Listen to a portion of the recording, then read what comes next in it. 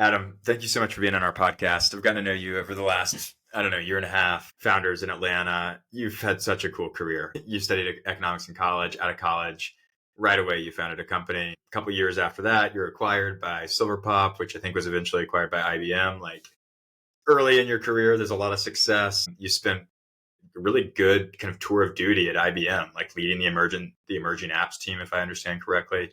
And then you went and founded again, and you founded Fetch, and you ran it for most of the next decade. And then about a year and a half ago, you joined PartnerStack, which is this really interesting software company. Today, you're the chief strategy officer. How did all this happen? How did we get to now? Yeah, Finn, I appreciate it. And thanks for having me on. Looking forward to the conversation.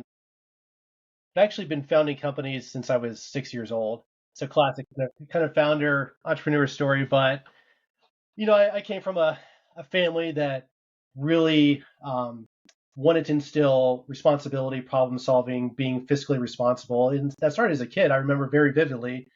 I wanted to buy a Ninja Turtle. This is like 1990. I wanted some Ninja Turtles. My parents were like, well, great. Like, do you have the money? I was like, no. Like, okay, well, how are you going to get the money? And so this was also at a time when, like environmentalism was first becoming really a thing. And so I had the idea of like, hey, I'll start a recycling business where I'll pick up the neighbors' recycling and take it to the recycling center. This is before curbside service. And so kind of fast forward, I did that for 5 years. I knocked on doors to do collections. I picked up recycling every other Saturday for 5 years. Bought my first car with that. Bought a bunch of Ninja Turtles with that. What that did for me, though, is instill a love of problem solving, of building something from scratch, of being able to make a dollar on my own. And so I've always loved the idea of how do I take inefficiencies in the world and solve them in different interesting ways, and primarily through software in my career. But that's really how it started. Coming out of college, also like there's context there that isn't shared on LinkedIn. So like out of college, I didn't know what I wanted to do. I was an economics major, loved economics, but didn't want to become an economist.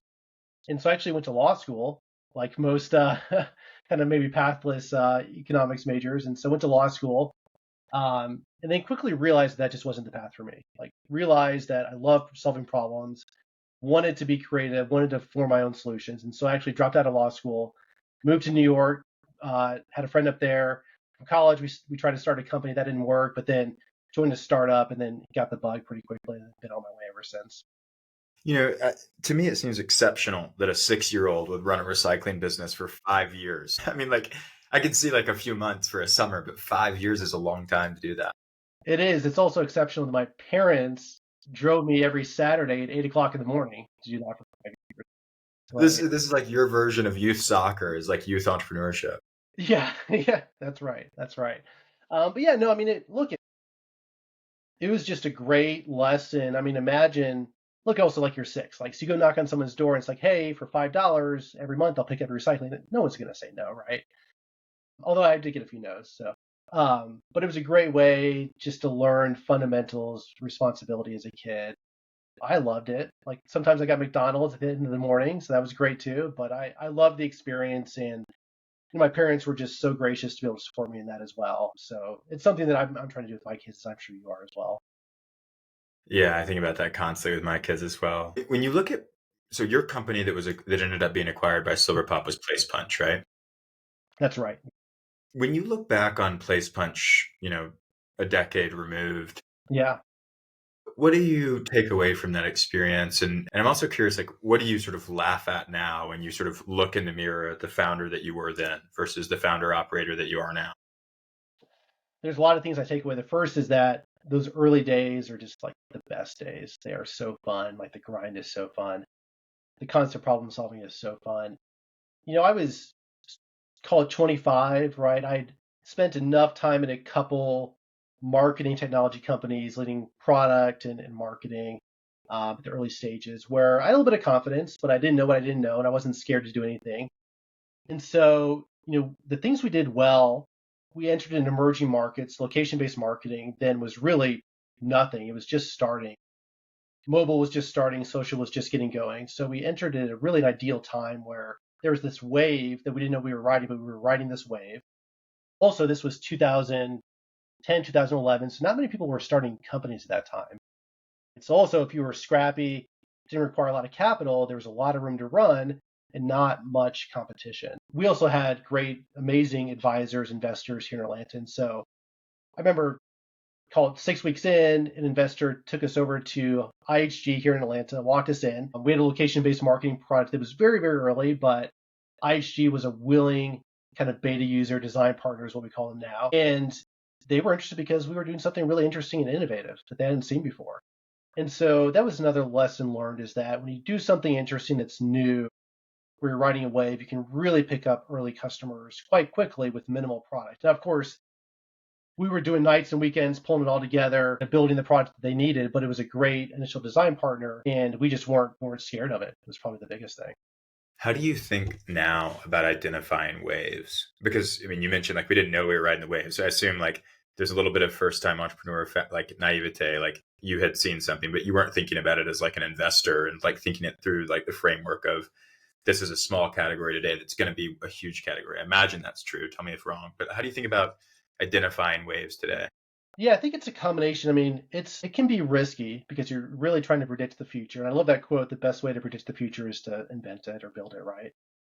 But I worked for the first CEO I worked for. What he did, his model was he would sell a company, then he would go basically away for 18 months and just read, write code, talk to lots of people, and then figure out where is the world headed for the next 10 years. And that was kind of the wave. And so at that point, it was social, mobile was the next wave. But you really have to have a vision for the future. You have to be creative, willing to take a risk, and understand where is the underlying technology going. And that can be hard. And so we've had a lot of false starts, right? It's hard. Chat was a thing, right? Chatbots were a thing, and blockchain's still a thing, but are those the next thing? I'm not sure. Right now it's AI. That seems likely. But there's a lot of false waves, right, that kind of crest too early. So it can be tricky, and you have to be pretty agile as well. But if you nail it, it can be really, really powerful. You then spent 3 years operating in a larger company environment. How do you think that sort of influenced you in company number 2? Well, maybe company number 6, depending on how many businesses we count. But how did that larger company experience influence the founder that you became in company number 2? Yeah, so I'd worked at, primarily my experience had been whether it was a founder or working for other companies, it's all very early stage, like Series A or before. And so when Silverpop acquired our business, Silverpop was a 500-person, nearing $100 million marketing automation business here in Atlanta. And that was really the first time I'd worked for a growth company with real scale. And that still informs what I do today. Like, I look back on those lessons learned. They were so foundational to what I do today. I got to see how a company operates at scale, how you collaborate across departments, how you build culture. So if you talk to people that were at Silverpop, the culture is the number one thing that stands out. And how do you build a culture that scales with the business is very unique. And so Bill Nussey, who is the CEO there, just an incredible leader, like just took a lot of lessons learned. It's the first time I'd seen a really incredible CEO that was also like in the weeds on the product, understood the technology at a very intimate level, operate. So really everything like I do today is informed by that experience. They also, like, to their credit, they bought our company. We were very early still. They integrated our technology and they said, hey, we've got some interesting folks here that are really smart. They're young. They don't know what they don't know. Let's go let them build. And so they put us in a spot where we could go build, be innovative, make mistakes. But they supported us, and we did some really compelling things to help build that business there. It ultimately led to that really exciting sale to IBM. Any examples of maybe some of the stuff that Bill did that you now use and that you now apply? Honestly, the number one thing is that when you met with Bill, I was always kind of nervous to meet with Bill. He's the CEO. He's a very impressive person. I wanted to do right by him. Like, they'd acquired our business, so I wanted to have a very positive impact there. Anytime you talked to Bill, you always came away feeling like $1 million. And I saw the impact of that. When you have 500 people, you don't get to see everyone every day, but he would leave an impression where he really cared, and he did care about the people there. He deeply cared about the people. And he always left an inspiration, left you with confidence to go do what was required to build the business, what was next. And sometimes that wasn't easy. Like, it could be a lot of tough conversations, but you always felt better coming out of it. So, and just to press into that a little bit more, was he leaving you with confidence about the business's potential, about your own ability to impact the company? It was a combination of both, I'd say. We had one of the things he did well was we had a very audacious vision, which was to bring behavioral marketing to the world. And so that was a very inspiring vision that I very much aligned with. But it was also, you're talented, you have the capability, right? We're going to push you in ways you maybe didn't imagine when you joined, but we know you can do it, right? And so go do it because we believe in you and let us know how we can help, that type of thing. But I'd say it was both. So what led you to founding Fetch? Yeah, so Fetch was born out of a couple iterations. So to give you the maybe 1 minute on the winding journey there, every startup is a winding journey. Silverpop sold to IBM. We stayed along as part of that to help do the integration. And then my co-founder and I from Place Bunch, we said, hey, look, we're founders, we're ready to start our next thing. And so we originally started a company in the marketing technology space again. We had a website personalization product for B2B marketers that we initially launched. And that didn't stick like we thought it would. So it was a different time. It was the market had different needs. And so we looked at the different options, and we were frankly like running low on money. We were kind of trying to figure out if we're going to keep going. I'd always been enamored by the idea of reducing friction and kind of frictionless experiences. And so my partner Chris, he had been renting trucks for some home improvement projects, and kind of came in one day and was like, hey, look, I know this is out of left field, but the kind of lightweight truck rental market is so antiquated. Like there's no technology there. What if we rebuilt that business through software and hardware and technology and removed all the friction, and really rebuilt it in a mobile first perspective? And I thought that was really exciting because, okay, wow, that's a huge business. I'm not familiar with it, but it sounds like a fun adventure. So let's go have that adventure. And so that was really the light bulb moment. It was just that classic like business run on pen and paper. How do we automate it through technology? And so what that business became was a marketplace for contactless truck rentals. That is that both businesses and consumers are always renting trucks. Like if you're going to IKEA, going to Home Depot, you're renting trucks.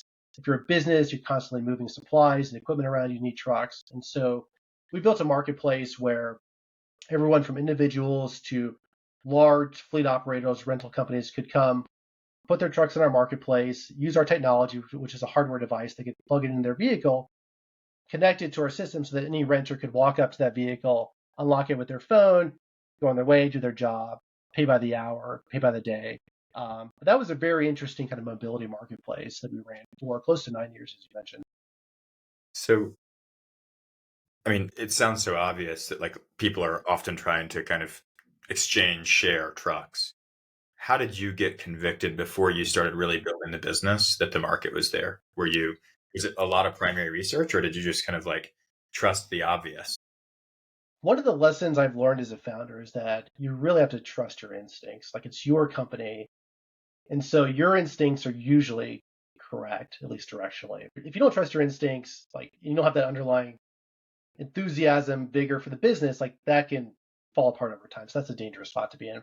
So it's a combination of I'd been in a spot, I was having my first child with my wife. We were going to buy some baby furniture, couldn't fit it in our car, realized like, oh wow, like if I had this product, I would use it right now. And then we did the classic thing where we built a lean landing page for Fetch Truck. My founder was like, hey, Fetch Truck's available. Let's buy the domain. We bought it, launched a landing page in 24 hours, set up some quasi fake truck rental locations, drove some paid search to it, and immediately had people trying to transact.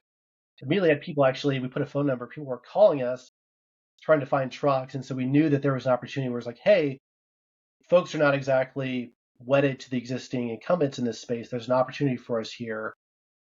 Let's keep going with it. Super cool. What was hardest about this business, the supply side or the demand side? The supply side was the hardest part to get right. Demand, we had, the landing page is an example. We always had demand, and we had like from click to conversion, we had like 12% conversion rates. We had great economics on the demand side, incredible economics on the demand side. Supply was harder because if you look at the like the rental industry, it's not quite monopolistic, but it's close. There's a couple key companies in that space that have really all the supply and all the mind share. And so getting supply on was challenging. There was also challenges, with a marketplace, especially with physical goods. There's a lot of logistics involved with that, and so it was just tough to get the supply right. And ultimately, that was always our biggest challenge, was getting the supply. Yeah, yeah. So take us into PartnerStack. You've joined this company about 18 months ago. You're now Chief Strategy Officer. Maybe let's start there. Like, what is Chief Strategy Officer in your mind from like the mandate and the charter of the role? Yeah, absolutely. So PartnerStack's an incredible business. I've known the founding team since we met at Y Combinator close to 10 years ago now. So like anything, it starts with the people. So incredible people at the business. And really our mission is to change the way the world sells software by enabling every revenue team to leverage indirect revenue streams, partner channels, if you will. So everything from affiliate to co-sell, referral to resell. But at PartnerStack, strategy, what does that mean? So it can mean a lot of different things at different companies. For PartnerStack, my mandate is what are the biggest opportunities, biggest leverage points for the business for us to grow as well as serve our customers in the industry? And then how do we define that and then go execute on it? So I'm really fortunate in that I have a broad purview of PartnerStack. I get to go work on the biggest problems of the business, work across the company, across different teams. I spend a lot of time with our product team thinking about product strategy as well as our go-to-market teams thinking about how do we position our product? I like the quote, how do we build a product so well that it fits the buyer's needs kind of automatically? So I love that thinking. So that's kind of my purview of PartnerStack. It's a combination of strategy and execution. I have, so at a company that I joined between the two companies that I've founded, I ended up running growth. And what was evident to me was the business needed a definition for growth, and it needed Mm-hmm. growth as a function needed a mandate and a charter that the business could clearly understand, incorporate.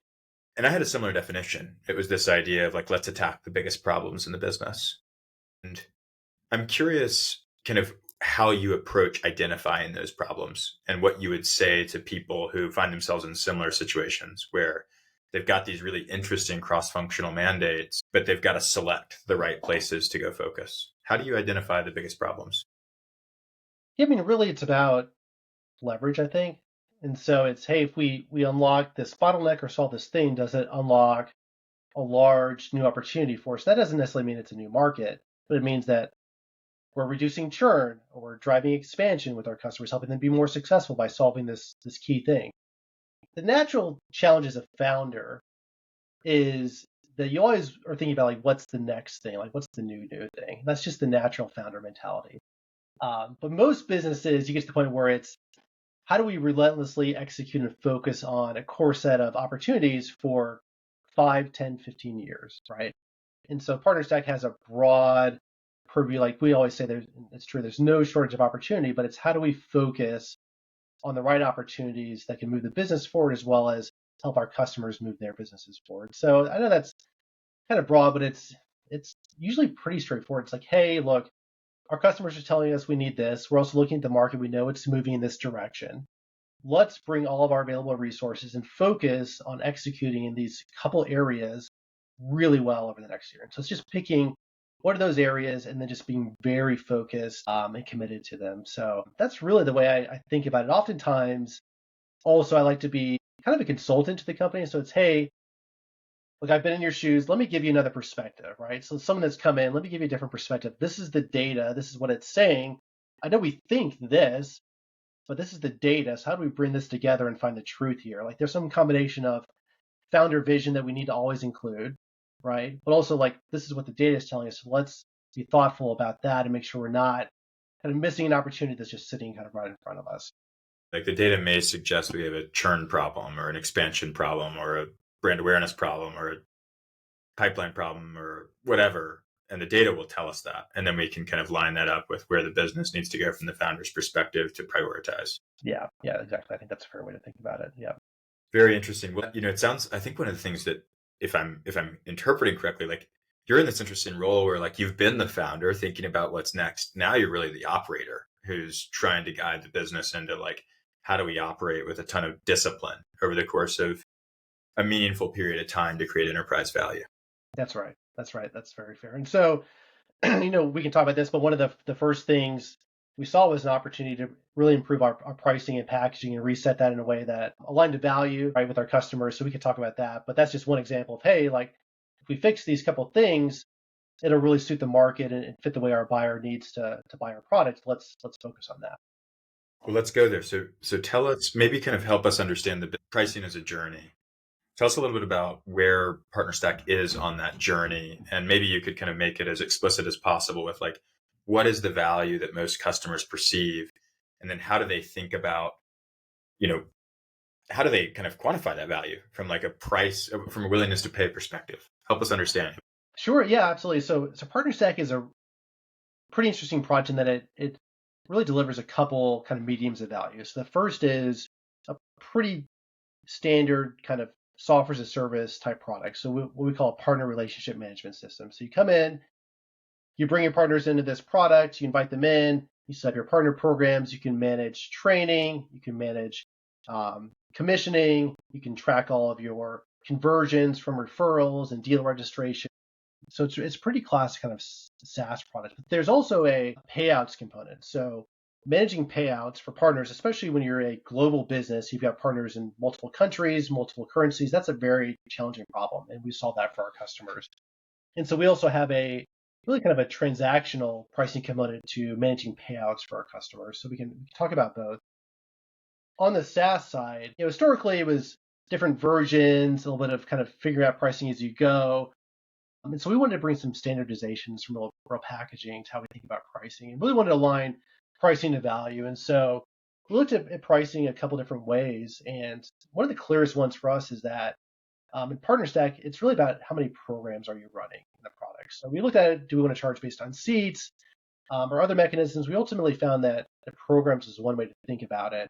And so a program could be an affiliate program, a reseller program, a referral program. But we aligned on that. So based on which package you bought, you kind of got most of the features. Some features are in the kind of enterprise packages. However many programs you want to run is kind of which package you're tied to. And that was a very clear, kind of easy to understand way of thinking about it.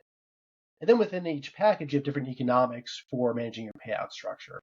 And so as you kind of move into more enterprise packages, you kind of buy down your payouts commission structure as well. And so that was a very, again, I like to focus on easy to understand. So like, let's monetize appropriately. The more value we deliver, we should monetize that appropriately, but let's make it very easy to understand, because ultimately, if your customers are successful, they're going to grow, they're going to buy more product, use more product, we're all going to win and do well, but let's make it easy to understand and predict and get started with. Really helpful. I think one of the things that, I mean, on the easy to understand piece, I'll just highlight something that I feel like I've heard again and again on this podcast is like, if your customers are asking tons of questions about your pricing, you may have made the pricing a little bit too complex or kind of misunderstood how they think about your value. I mean, to your point on friction, like the more you can reduce friction, and in other words, the number of questions asked about pricing, the better. That's right. The second thing you mentioned is that you realized that the real value metric was around programs as opposed to something like seats. So is programs today like how you would describe the price metric of the business? So that is one of the key mechanisms that drives the packaging. There's also some advanced features that can't really change our economics, and so we have to think about how that impacts pricing and packaging as well. That's really the core feature, because what that means is that typically if you have multiple programs, you likely have multiple teams coming into the product. So that correlates with seats, but we didn't want to cap seats because we want to let you kind of bring your teams in, be successful with the product, realize value fairly quickly. So that was the best way we found to align really our packaging to the value the customer's receiving or driving. When you joined the business 18 months ago, had the business realized that programs was the value metric, or did the business realize that over the last 18 months? I'd say we likely knew that. It was just a matter of actioning it. So it was a matter of all these other priorities we have in the business. When can we get to this? And so, when someone new comes in, it's like, I have a blank slate, right? So I can just help do things that you were probably thinking about, but I can get those started now that I've got a blank slate here and the energy to do it. I wouldn't say that we realized in 18 months, but we realized that the market and the customers were telling us how they wanted to kind of price the product and what felt appropriate. And we just kind of listened to the market a little bit more closely. Interesting. So they were effectively communicating that in the context of like a negotiation or a deal negotiation. Right, exactly. Yeah, very interesting. Yeah, and to your point, I'd say pricing, it's something where it's rare that you win on pricing. You certainly don't want to lose on pricing in terms of packaging. Price is different than packaging, but packaging, you typically want to be in line with the market, and you can be different to some degree, but you don't want to be completely different. And so we also just want to make sure that we were in line with the market expectations. So the market had in some ways like anchored around this idea of programs from a competitive perspective is like what the market is sort of used to buying against. I would say that that's one of the mechanisms. There's a few out there. Seats is certainly one that's still out there, but it was one that the market was, I would say, comfortable with. Yeah. Yeah. You said that pricing and packaging are different, and I think that that's very true. How are they different in your mind? How would you create the distinction for people? Yeah, so packaging is what you get, and how the buyer thinks about feature set, and kind of value with the product. Pricing is something completely different in my mind. So pricing is certainly what the customer's paying, right? But how we think about pricing, and I'll say we, I say any business, how I think about pricing is a function of the value you deliver to the customer, but also a combination of our economics as a business, right?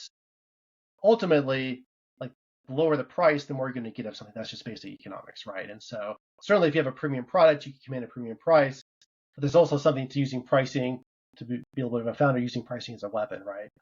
And so the way I think about pricing is, how can we deliver more value to our customers? And we can do that by building a more efficient business. And if you can build a more efficient business, you can build a more aggressive pricing structure. And so we saw that was the lesson I learned at Fetch, was that our economics, cost of customer acquisition, for example, drove a lot of our pricing that we needed to charge our customers. And so I think about pricing as a way to deliver more value, but also everything you do as a business drives your pricing. So the more efficient you are, the better business you are, the better pricing you can deliver to the market, in combination with, as you build premium product, innovative product, you also want to have a balance there with how you think about monetizing that. But it's a classic kind of tension between two there, and always finding the right balance. Should people take away from that if they can build more efficiency into their business, for example, a lever like customer acquisition, that's an opportunity to lower prices for customers, which will be of value over the long term? Or is that not the takeaway you'd want people to walk? I wouldn't take away with that. I would take away that it's an option. And so you have to think about, as a founder, as an operator, how do you want to win in the market? And there's a lot of ways you can win. Pricing can be a way you can win. It doesn't have to be the only one, but it can be a way you win. But to do that, though, to have a sustainable advantage on pricing, you constantly have to be driving efficiency in your business. And that's a different type of business, perhaps, than maybe some founders want to run, where they want to be innovative, deliver the most innovative products, the Apple style, where it's, hey, we have the premium product with premium pricing, premium customer service, all that. That's a great way to build a business as well. So there's no, again, like, there's no right or wrong way to do it. There's different ways you can think about it, though, and different strategies you can employ. And you see businesses like do this well. Like, each approach can work, right? How, as you kind of enter into this new kind of chapter at PartnerStack, where you're looking at the biggest problems in the company and unlocking growth, how do you anticipate the company starts to operationalize pricing? Like, how does pricing as a practice or a function in the company start to work? How do you expect that to evolve as well? Yeah, I have a colleague who's very talented and very smart, and that colleague consistently says on our pricing calls, the best software companies are constantly testing and changing their pricing to align with the market and deliver more value, right? So for us, it's not a we've solved it forever. It's a, how do we constantly iterate on our pricing to deliver more value to our customers? And so one of the ways we've done that is, over the past 18 months, we developed really a testing framework to be able to test new pricing structures. And just like you do A/B testing on your website or in your product, we can do A/B testing now with our pricing. And the way we do that is, we have a mechanism by partnering with our RevOps team, where we can basically take new pricing that we think could be valuable to our customers and test certain percentages of new deals on that pricing structure, so we can get feedback very quickly from the market and from our sales team without really putting the whole pipeline at risk in a given quarter, right? And so that's been incredibly helpful, to get feedback very quickly, to build trust with the sales team that, hey, look, we always want to be pushing things forward, being aggressive, but we're not gonna put the whole pipeline at risk. And so we've been able to use that to operationalize really quick kind of pricing and testing over the past 18 months. And this year, we're just going to keep doing more of that. So, hey, we're hearing this from our customers. We're launching new features, new product. How do we test that, make sure it aligns with customer expectations, and then look to operationalize that in the full kind of standard price book. I think it's a phenomenal example. I think it's like obviously beneficial to invest in that. Curious what the hardest part about running that type of testing has been for you all. Is it like training sales reps, or is it coming up with the different hypotheses around how you might price and package, or is it something completely different than either of those two? Yeah, probably I like to say the devil's in the details. So You can see testing on paper, like the data is like, oh, this is a clear, yes, you should roll this out 100%, or maybe no, you shouldn't. But there's always detail and context. And so it's not as easy as that. It's hey, like, we're hearing this, we're seeing this in the data. Hey, sales team, give us your feedback. Leadership, give us your feedback. How does this affect our economics? Like, it's a very nuanced and layered conversation. So it's probably the hardest part is taking that data, but also using intuition and vision along with that and saying, we feel good about this, let's operationalize it. Or, hey, interesting experiment, let's not do it though, not the right time. So I think that's the hardest part, is that alignment piece. And really saying, like, we're going to take the bet now, we're going to fully roll this out, even though the testing may be inconclusive in some places. Yeah. The pricing person that you mentioned, do they roll to product, or do they roll to finance, or do they roll to you? Where do they sit in the org? So our pricing, I'll talk about our pricing team. So our pricing team, there's no, I'd say no one person that owns on pricing. Our pricing team consists of myself, RevOps, product marketing, business analytics, product, sales leadership. So it's really like super cross-functional. It's a great team. And so, the way we do it is, every person has kind of different responsibilities in terms of operationalizing the pricing. That probably rolls into RevOps in terms of how do we formalize it, roll it out to our sales team, but certainly we have enablement, the product marketing as well. And the business analytics is ultimately taking that data and looking at it and making recommendations based on what we're seeing across the data. So it's an everyone kind of effort. It should be, right? Like if you went and did all this without feedback from sales or product, where would you be? Exactly right. Really appreciate this conversation. One of the closing questions I always like to ask is, when you look back at your career, is there a moment, like a really isolated moment, that you go, that was an inflection for me personally and where I am today? There's several. One that I haven't mentioned, I touched on a little bit, is certainly as a child, having supportive parents that really gave me the freedom and the rope to go figure out how to problem solve was a big one. When I coming out of undergrad, when I made the decision to drop out of law school, like I left, like, hey, that could be a very safe career. My parents were very excited to have me be a lawyer. I said, you know what, life is short. Let me go do something I know I'm super excited about. I'd always built software as a kid, built websites, like was really into gaming as a kid. And so knew that was an area that I loved, and knew that I also loved building businesses. And so I made that choice. But I moved to New York, literally with my pickup truck and like a couple $100s in a truck full of like canned soup, right? And so like that was a bet on myself, like, go have an adventure, you're going to figure it out. And that just gave me the resiliency, and I think really fed into my experience as a founder, where you always have that confidence that no matter what, like, I took a bet on myself. I've done that over and over again. I know how to solve problems. Like, there's nothing I can't figure out, I can't solve.